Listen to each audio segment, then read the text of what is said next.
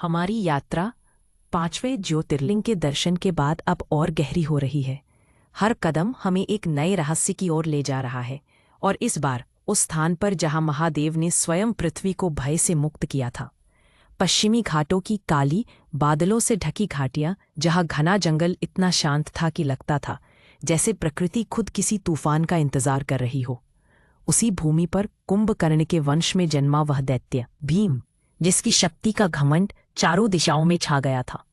उसका बल इतना भयानक था कि उसके कदमों से धरती कांपती और उसकी गर्जना से पर्वत टूटने लगते।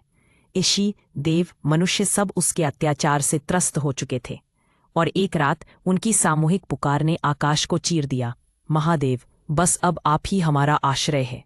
और फिर जो हुआ वह युगों युगों तक याद रखा गया।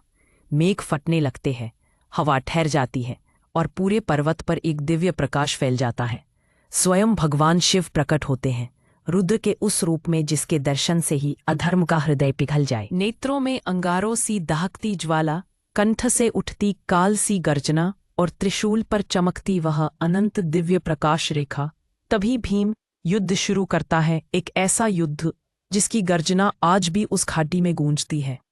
लेकिन महादेव का एक अटल नियम है, जहां निर्दोषों की रक्षा की बात आए, वहां वे साक्षात काल बनकर प्रकट होते हैं। और जब महादेव के त्रिशूल का दिव्य प्रहार भीम के आतंक का अंत करता है, उसी क्षण धरती से एक चमत्कारी प्रकाश फूट पड़ता है, और उसी प्रकाश में धरती मानो स्वयं खुल जाती है, और वहां से प्रकट होता है भीमाशंकर का दिव्य ज्योतिर्लिंग। यही वो क्षण था जब अंधकार हारा और धर्म ने फिर से श्वास ली। कहते हैं उस दिव्य युद्ध की ऊर्जा से एक निर्मल धारा बह निकली, जो आज भीमा नदी बनकर हर कण में महादेव की कथा सुनाती है। यहीं से हमारी यात्रा अगले ज्योतिर्लिंग की ओर बढ़ती है।